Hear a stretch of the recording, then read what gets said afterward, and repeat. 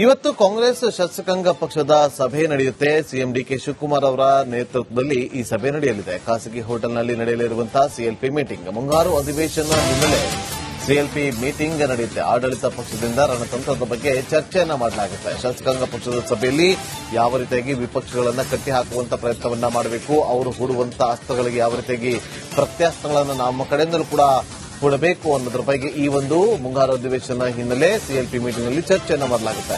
ಆಡಳಿತ ಪಕ್ಷದಿಂದ ಒಂದಷ್ಟು ರಣತಂತ್ರಗಳನ್ನ ಒಂದಷ್ಟು ಹೆಣೆಯುವಂತ ಕೆಲಸಗಳಾಗುತ್ತೆ. ಶಾಸಕರು ಸಚಿವರಿಗೆ ಸಿಎಂ ಡಿಕೆ ಶಿವಕುಮಾರ್ ಅವರು ಒಂದಷ್ಟು ಸಲಹೆಯನ್ನ ಕೂಡ ಕೊಡಲಿದ್ದಾರೆ ಅನ್ನೋ ಮಾಹಿತಿ. ಇವತ್ತು ಸಿಎಲ್ಪಿ ಮೀಟಿಂಗ್ ನಡೆಯುತ್ತೆ.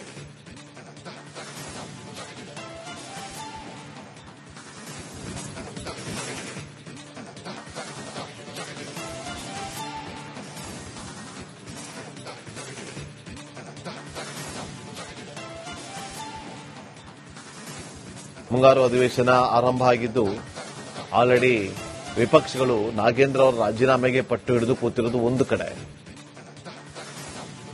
ಮತ್ತೊಂದು ಕಡೆ ಆಡಳಿತ ಪಕ್ಷ ಹೇಗೆ ಅದಕ್ಕೆ ಉತ್ತರವನ್ನ ಕೊಡಬೇಕು, ವಿಪಕ್ಷಗಳನ್ನ ಸದನದಲ್ಲಿ ಹೇಗೆ ಕಟ್ಟಿ ಹಾಕುವಂತ ಕೆಲಸವನ್ನ ಮಾಡಬೇಕು, ಅದೆಲ್ಲದರ ಬಗ್ಗೆ ಯಾವ ವಿಚಾರಗಳನ್ನ ಇಲ್ಲಿತ್ತಬೇಕು, ಯಾವ ವಿಚಾರಗಳ ಬಗ್ಗೆ ಪ್ರಮುಖವಾಗಿ ಚರ್ಚೆಯನ್ನ ಮಾಡಬೇಕು ಅನ್ನೋದ್ರ ಬಗ್ಗೆ ಸಂಪೂರ್ಣವಾಗಿ ಈ ಒಂದು ಸಿಎಲ್ಪಿ ಮೀಟಿಂಗ್ ಕಾಂಗ್ರೆಸ್ ಶಾಸಕಾಂಗ ಪಕ್ಷದ ಸಭೆಯಲ್ಲಿ ಚರ್ಚೆಗಳಾಗುತ್ತೆ.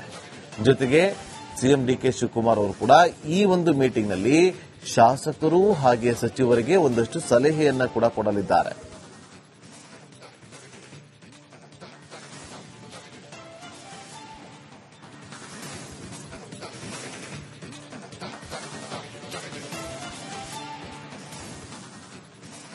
ಮತ್ತಷ್ಟು ಮಾಹಿತಿಯನ್ನು ಕೊಡೋದಕ್ಕೆ ನಮ್ಮ ಪೊಲಿಟಿಕಲ್ ರಿಪೋರ್ಟರ್ ಬಸವರಾಜ್ ಫೋನ್ ಸಂಪರ್ಕದಲ್ಲಿದ್ದಾರೆ. ಬಸವರಾಜ್, ಈ ಒಂದು ಮೀಟಿಂಗ್ನಲ್ಲಿ ಏನೆಲ್ಲ ಚರ್ಚೆಗಳಾಗಬಹುದು, ಡಿಕೆ ಶಿವಕುಮಾರ್ ಅವರು ಏನ್ ಸಲಹೆ ಕೊಡಬಹುದು?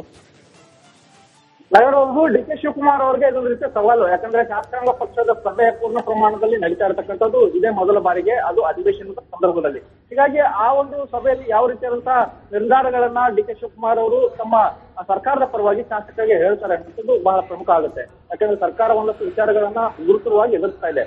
ಒಂದು ಗಡ್ಡಿ ವಿಚಾರ ಇರಬಹುದು, ಅನೇಕ ವಿಚಾರ ಇರಬಹುದು, ನಾಗೇಂದ್ರ ಅವರ ವಿಚಾರ ಇರಬಹುದು, ಎಲ್ಲವೂ ಕೂಡ ಸರ್ಕಾರದ ಒಂದು ನುಂಗಾಡದಂತ ತುಪ್ಪವಾಗಿ ಪರಿಣಮಿಸಿರ್ತಕ್ಕಂಥದ್ದು. ಮತ್ತು ಈ ಒಂದು ಪ್ರತಿಭಟನೆಗಳು ಮುಂದಿನ ಹಂತದಲ್ಲಿ ದೊಡ್ಡ ಹಂತವನ್ನ ತೆಗೆದುಕೊಳ್ಳುವಂತ ಸಾಧ್ಯತೆಗಳು ಸದನಗಳಲ್ಲಿ, ಉಭಯ ಸದನಗಳಲ್ಲಿ ಕಾಣಿಸ್ತಾ ಇದ್ದಾವೆ. ಹಾಗಾಗಿ ಸರ್ಕಾರದಲ್ಲಿ ಈಗಾಗಲೇ ಸಚಿವರನ್ನ ವಿಶ್ವಾಸಕ್ಕೆ ತೆಗೆದುಕೊಂಡಿರ್ತಕ್ಕಂಥ ಡಿಕೆ ಶಿವಕುಮಾರ್ ಅವರು ಶಾಸಕರನ್ನ ಯಾವ ರೀತಿಯಾಗಿ ವಿಶ್ವಾಸಕ್ಕೆ ತೆಗೆದುಕೊಳ್ತಾರೆ ಅನ್ನುವಂತ ಸವಾಲು ಖಂಡಿತವಾಗಿ ಇದ್ದೇ ಇದೆ. ಯಾಕಂದ್ರೆ ಶಾಸಕರು ಸಹಜವಾಗಿ ಅಸಮಾಧಾನ ಅಂತೂ ಖಂಡಿತವಾಗಿ ಇದ್ದಾರೆ. ಸಾಕಷ್ಟು ಹಿರಿಯ ಶಾಸಕರಂತೂ ಬಹಳ ಪ್ರಮುಖವಾಗಿ ಸದನಕ್ಕೂ ಸರಿಯಾಗಿ ಬರ್ತಾ ಇಲ್ಲ ಮತ್ತು ಅವರು ಸರಿಯಾಗಿ ಯಾವುದಕ್ಕೂ ಕೂಡ ಪಕ್ಷದ ಚಟುವಟಿಕೆಗಳು ಸ್ಪಂದಿಸಲ್ಲ ಅನ್ನುವಂಥದ್ದು ಈಗಾಗಲೇ ಗೊತ್ತಾಗಿರ್ತಕ್ಕಂಥ ವಿಚಾರ.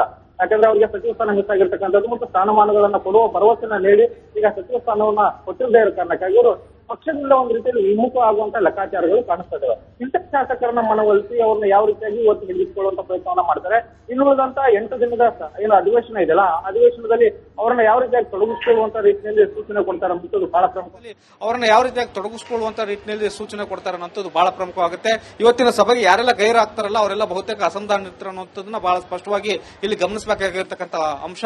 ಹಾಗಾಗಿ ಈಗಾಗಲೇ ಎಲ್ಲರಿಗೂ ಕೂಡ ಸೂಚನೆಯನ್ನು ಕೊಟ್ಟಿದ್ದಾರೆ ಸಿಎಂ ಅವರು ಆ ಸಭೆಗೆ ಬರಲೇಬೇಕು ಅನ್ನುವಂಥದ್ದು. ಅದಾಗ್ಯೂ ಕೂಡ ಶಾಸಕರು ಯಾರಾದ್ರೂ ಗೈರಾಗಿದ್ದೆ ಆದಲ್ಲಿ ಖಂಡಿತವಾಗೂ ಸರ್ಕಾರದಲ್ಲಿ ಒಂದು ರೀತಿಯಲ್ಲಿ ಭಿನ್ನಾಭಿಪ್ರಾಯಗಳಿದ್ದಾವೆ ಅನ್ನೋದು ಇಲ್ಲಿ ಬಹಳ ಸ್ಪಷ್ಟವಾಗಿ ಗೊತ್ತಾಗುತ್ತೆ. ಮತ್ತು ಅದನ್ನ ಮುಂದಿನ ಹಂತದಲ್ಲಿ ಯಾವ ರೀತಿಯಾಗಿ ಬಗೆಹರಿಸಿಕೊಳ್ತಾರೆ ಅನ್ನೋದು ಕೂಡ ಬಹಳ ಪ್ರಮುಖವಾಗಿ ಗಮನಿಸಬೇಕಾಗಿರ್ತಕ್ಕಂತಹ ಅಂಶ.